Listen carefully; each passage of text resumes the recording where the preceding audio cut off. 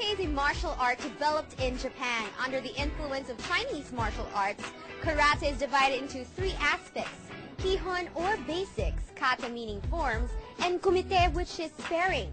The title of Renshi is awarded to the one who has attained the standard of master instructor. And today, Home Court would visit a real Renshi. He is the national team head coach of the Philippine Karate-Do Federation, as well as a member of the Shihan Kai. He is internationally ranked as a second Dan black belter by the International Shotokan Karate Federation in Philadelphia, USA. He is also a licensed international judge of the AKF of the ASEAN Karate-Do Federation. He is also a fifth Dan black belt World Karate-Do Federation licensed coach. And to add to his already long karate credentials, it's his being a technical director of the Philippine Karate-Do Traditional and Sports Association. It's like meeting the Jedi Master of Karate. Cool, isn't it? It's about time we meet Renshi Romel Raimundo. Let's go.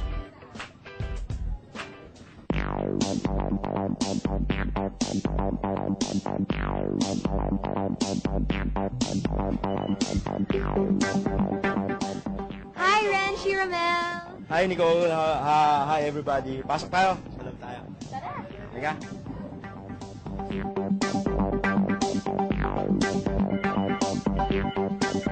Welcome, Nicole.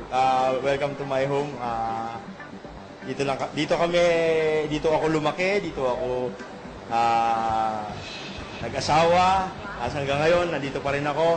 Pero bagong renovate lang yung bahay, kaya wala pang masyadong gamit, no? But, halika, pasok kayo. I can see po, dito po may cute akong picture na ikita. Is that your family po? Yeah, oo. Kaming lahat, my wife, my 3 kids, puro kami nagkakarate. Oo.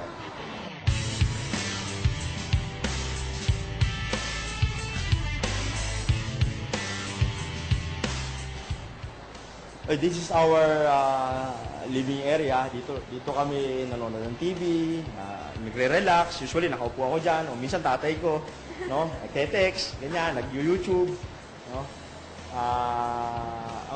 Ang favorite spot ko talaga sa bahay ay nandun sa likod. Kasi doon sa likod, relax talaga, wala kang naririnig na ingay galing sa streets, no? Doon kasi medyo talaga nakakapag-relax ka. Kung mag-iisip ka, magagawa ka ng paperwork, o ano, doon.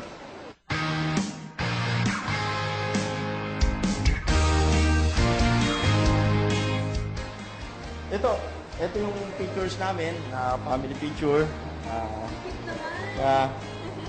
This is my wife. Black belt siya, I think, bago siya nag-black belt, nag-champion muna siya sa komite, yung sparring, no? Oo.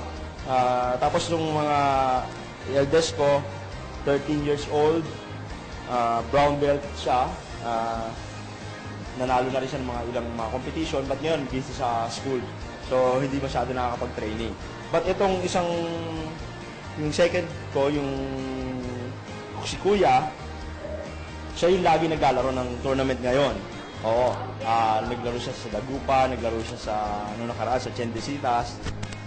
At may mga ilang medals din siya sa komite. Ayaw niya ng kata. More on komite. Pero sabi ko nga, kailangan pag nagkakarate ka, both kata and komite. Oo. Kasi hindi pwedeng isa lang. Pag isa lang ginagawa mo, hindi mo matatawag na authentic yung pagkakarate mo. Then yung youngest ko, yan, laro-laro pa lang yan. Kaya white belt. Kaya, oo. Yan.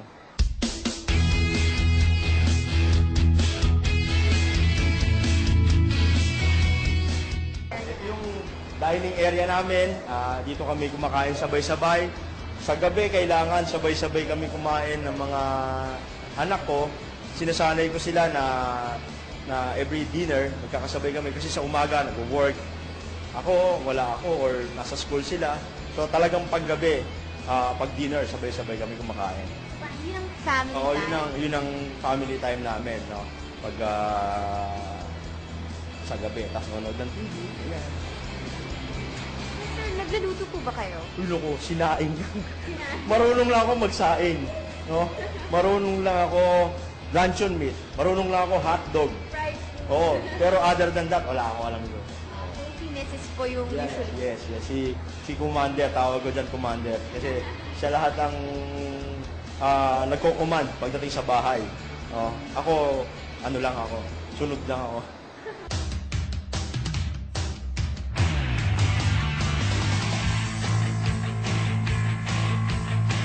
Okay, ito yung room ng mga boys room. Okay, yan. Dito sila, dito silang dalawa.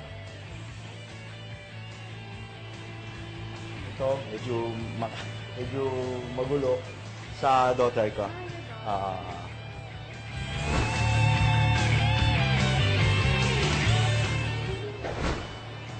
Okay, this is my youngest, no? Papasok na siya sa school, no, with mommy. Haharin siya ng mommy. Yan. Okay. Bye na, galingan mo sa school. Love mo ba, daddy? Ha? Apo. Bakit? Kasi hindi ba't kang mabait? Oo. Hindi daw ba siya mabait? Parehas sila. Bye na.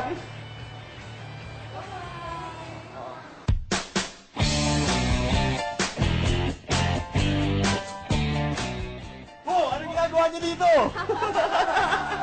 Nandito yung Philippine Typhoons. At saka... Ay, nangungulit, naghihintay ng ng merienda. Mamaya kasi may training kami, so kaya nandito sila. Nandito si Secretary General natin ng Philippine Karate Do Federation. Yan. O dito ako madalas lagi. Ano na? Ano? Ito si Magnum, aso ko. Oh, Magnum. Kasi nung nauso yung Magnum na ice cream, yan, nagkaroon ako niyan. Ito pa isang pet ko.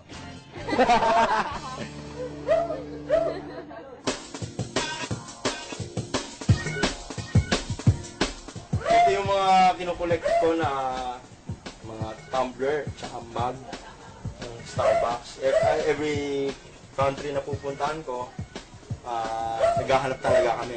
No, pati yung mga ibang mga kasama ko sa team, ganyan din sila lahat. Ito sa China. Ang wala ako yung Myanmar kasi walang Starbucks sa Myanmar. Wala. Nung nakarang SEA Games. Saka isa pang collection ko, mga magnets.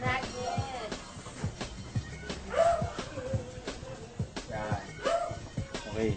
Ito ang unang magnet. Lahat ng pinuntahan ko rin na bansa, bibili rin ako ng magnet. Hong Kong, China, Indonesia, Malaysia, Indonesia, Dubai, Korea, Singapore, Myanmar, meron, Vietnam. Itong isa galing sa Istanbul, Turkey. Kakabigay na sa akin ni Secretary General.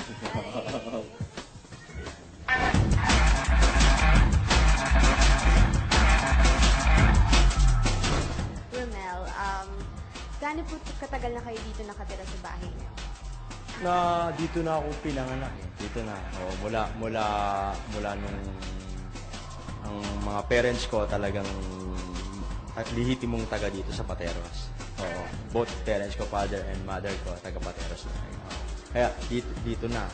Kapatid ko, dito na talaga.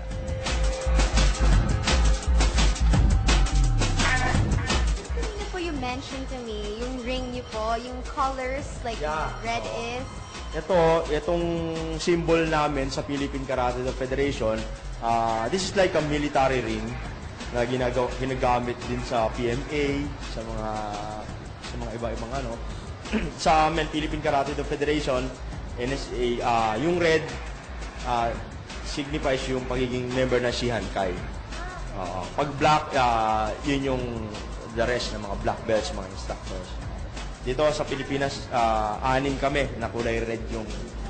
makita nyo, sila Secretary General, yan, sila Dr. Vasquez, sila Chairman Franco, yan, Josie David, yan.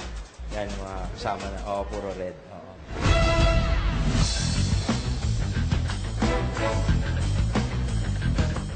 Alam ko po na marami po kayong ginagawa. You're an executive, you're a judge, you're a coach. Ano po dito among all your responsibilities, ang favorite niyo pong gawin? Or the best thing that you, among them, the thing that you love to do the most? Ang pinaka gusto ko dyan sa mga yan, yung pagiging coach ko, especially sa mga bata. Kasi sa bata mo, yung maturuan mo yung talagang totaling walang alam pang sumuntok, walang alam sumipa. Napakalaking accomplishment niya sa isang coach, sa isang instructor. So, doon nag-e-enjoy ako pag nakikita ko na natututo na yung bata, nag-i-improve na, gumagaling na, nag-champion na. Napakalaking accomplishment sa akin yun na bilang isang instructor.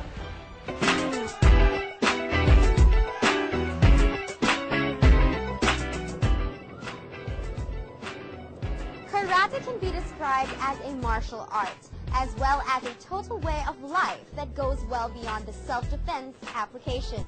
In traditional Karate-do, the true opponent is oneself, and for Renshi Romel Raimundo, Karate is also passing on the knowledge and passion of this wonderful mind and technical sport. Home Court continues to inspire, featuring athletes and sports personalities, their dreams, their passions, and their homes. This is Nicole Ramos. May the force be with you.